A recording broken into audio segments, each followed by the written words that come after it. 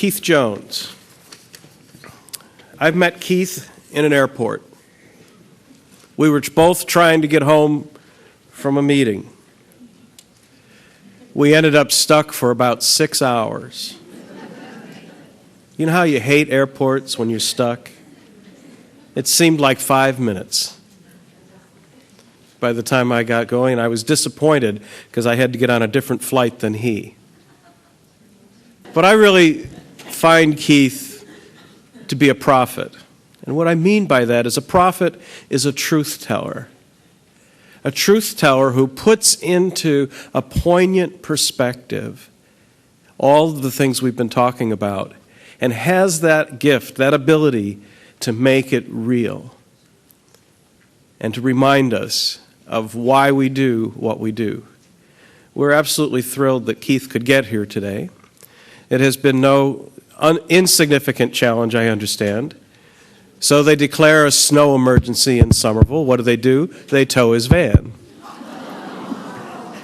Then what happens? He has to probably take the T. Have you waited for a bus in a snowstorm? Have you gotten on the subway? Have you taken the Silver Line? Have you come across the bridge from the hotel? There are challenges along the way, but somehow Keith is here and his path is undaunted. Hello, everybody. Hi. Can you hear me? Yes. I sound like the Verizon commercial. Thank you, everybody. Before I start, I want to thank all the parents, all the teachers, the administrators, everybody for actually coming out in the snow and being committed to the cause and basically just really wanting what we all want is our kids to get out of our house.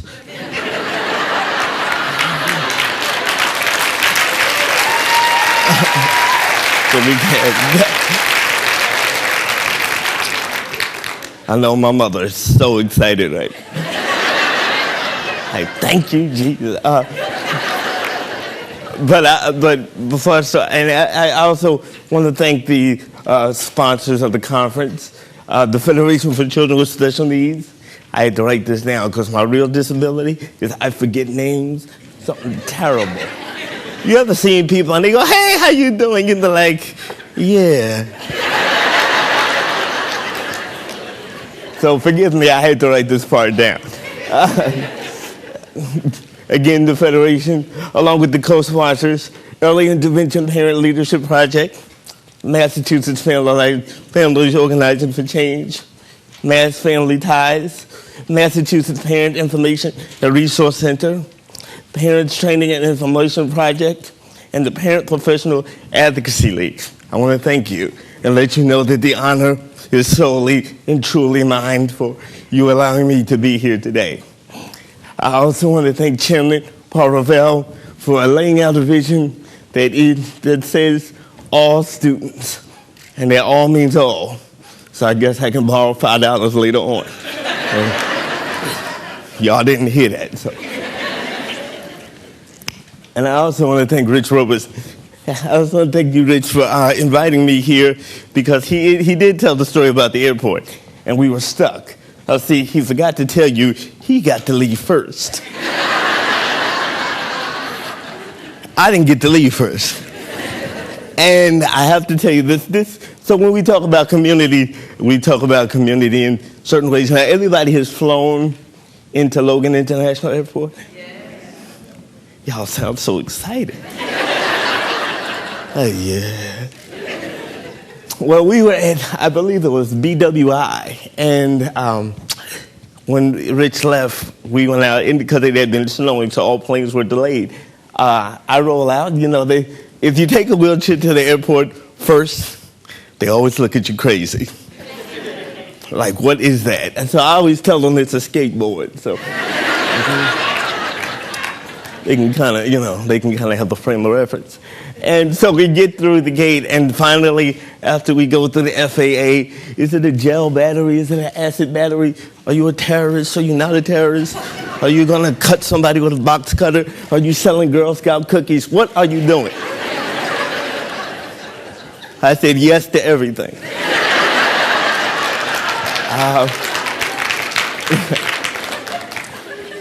So, after getting through security and dodging the FBI, we get there. We got on the tarmac, and after our plane came out, and they said, hey, you know, your plane's coming. All passengers and special assistants, please come to the gate. So they took us to the gate. They took us down outside. It's snowing, and they take you out onto the tarmac. Now, for some reason, I know wheelchairs are not really meant for tarmacs at airports. I'm just guessing. I'm just saying. So we get out there, and it's snowing, and yes, it's cold. It's sort of like today. And they say, okay, you're ready to put the wheelchair on the plane. The stewardess looks out and goes, ooh. The wheelchair is going to get on this plane? Mm-hmm. It sure is. She said, well, how did you get it here? You talking about right to this spot or to Baltimore? You know, which one? Because it came with me the first. Well, I'll tell you that story later. But and so she spent 20 minutes inside the airplane. Now, mind you, I'm outside in the snow, looking at the airplane that's about to take me home. I'm looking at it very longingly and wanting to embrace it and tell stories about our childhood. And I'm sitting there, and the snow is hitting my bald head, because I was like, hey, you know, I ain't gonna be outside for too long. They just gonna walk me up the thing. I'll be all cool, you know, get in and give me a little nip, a little coke, gonna be cool. It'll be good. 40 minutes later. Well, there's nothing in the rule book that says what we're supposed to do with the wheelchair. I said it has a FAA tag already on it. She said, really? So apparently not only am I bald, cold, in a wheelchair on the tarmac, I'm also a liar. But hey,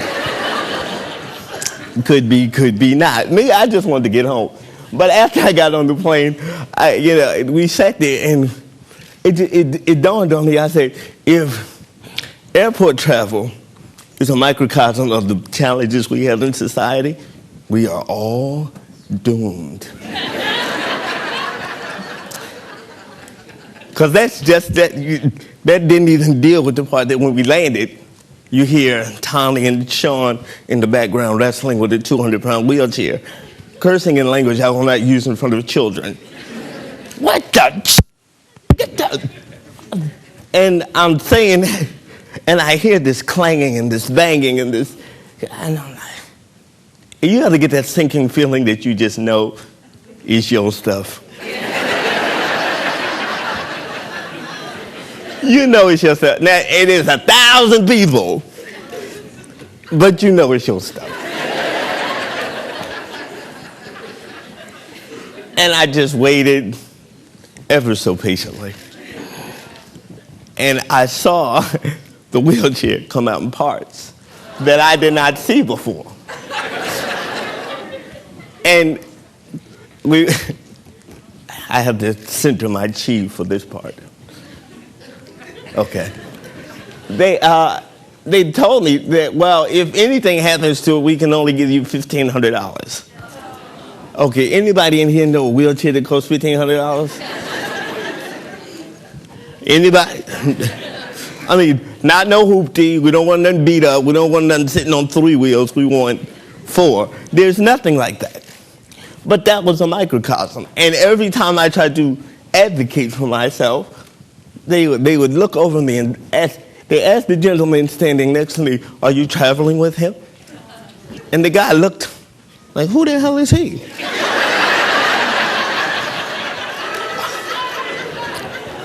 I looked at him like, who the hell are you?